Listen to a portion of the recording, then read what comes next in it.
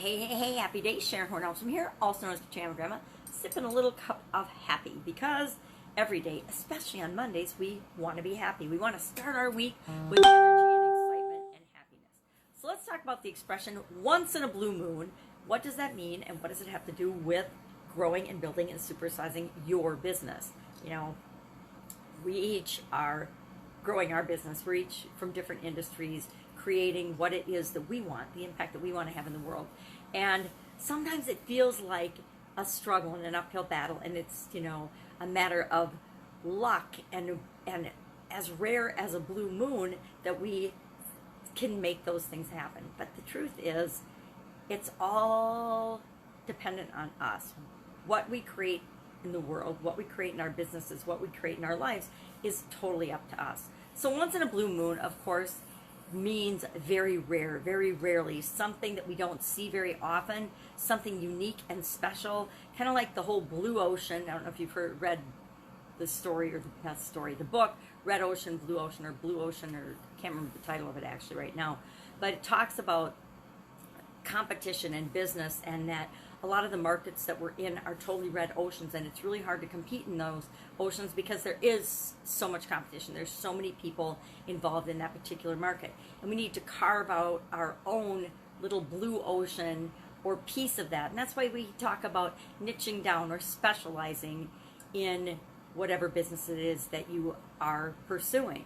Now, once in a blue moon, the expression comes from the early 1500s, where people, and I'm sure it's from before then, but the expression was actually used back then, that it was a blue moon, once in a blue moon, because when the moon's a crescent, when it's just a little crescent, the dark side of the moon every once in a while will get a bluish hue. It will actually look blue. It'll actually look blue.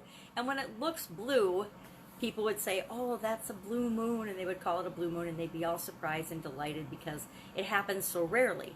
Now, my question for you is, does it really happen so rarely? Is it such an anomaly? Or is it just our ability to perceive and see it as blue that makes it seem like an oddity, that it makes it seem like winning the lottery, that it makes it seem rare? I think that we look at success sometimes that way, and our business is succeeding. And is it that our businesses aren't succeeding all along, or just how we define success? Because we can change our definition of success. And I changed my definition of success in 2010. I had a sudden cardiac arrest. I dropped dead. And after that, every day above ground was a good day. I changed my definition of success and of good because I had an experience that changed me instantly. Well, it took about a week, but it changed me instantly. So was every day above ground a good day before I had that event? Or was it me changing my mind, changing my perception of life that changed? It was, of course, me that changed. So we can define anything any way we want, and we can say it's rare and scarce, but actually a lot of times when we dig into something and we look into it, we find that it's not nearly as rare or as scarce as we personally first had perceived or thought it to be. It's kind of like the whole scarcity and rarity and uniqueness thing. A lot of times when we're building our businesses, when we're marketing and presenting and selling our ideas and our concepts, we are encouraged to create a sense of urgency or a sense of scarcity and lack so that people will take action. Let's be honest, we human beings, we need a little motivation to light a fire under our ears to get us to make a decision and get us to make a choice. Have you ever gone out to dinner with a group of people and nobody could decide where you were going to go to eat?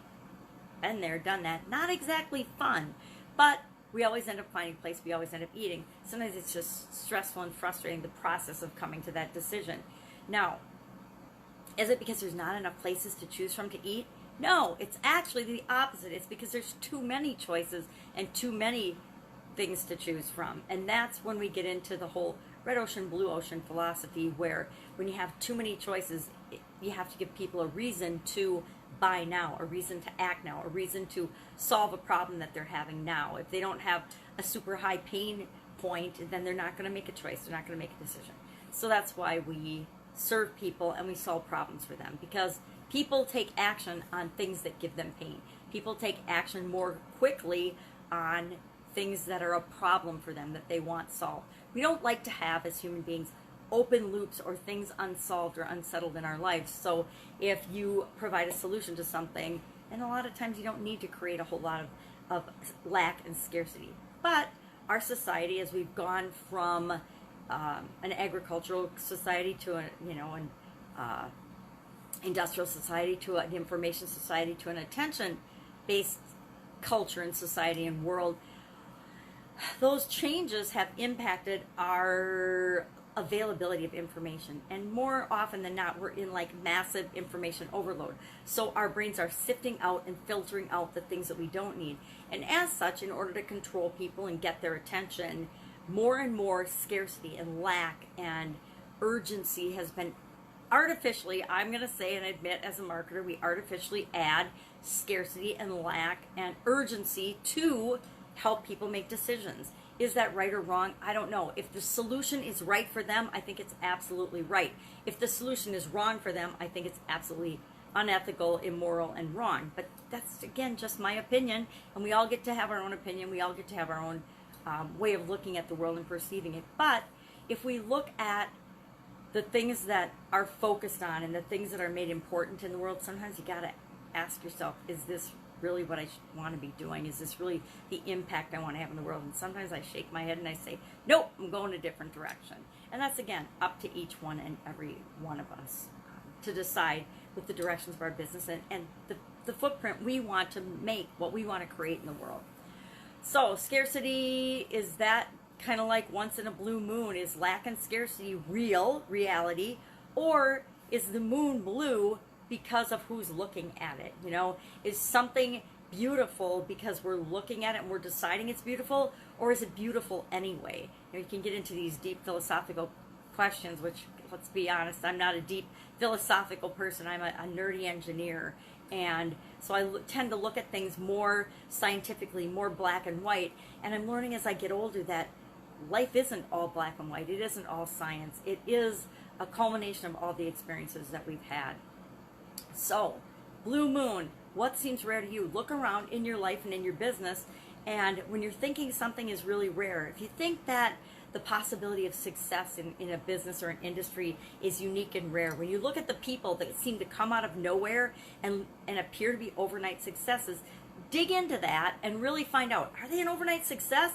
Or did they work for 15 years really, really hard, try a bunch of stuff that didn't work, and then all of a sudden they hit their stride and they started to figure out what works in their particular industry or business. And then they showed up like gangbusters, and it appeared that they came out of nowhere, but they've really been working behind the scenes and creating and developing and becoming the person that they needed to be to blast off in that industry, and that's why they look like an overnight success. So is once in a blue moon, are rare things as rare as we think they are, or are they just as rare as we've been led to believe they are?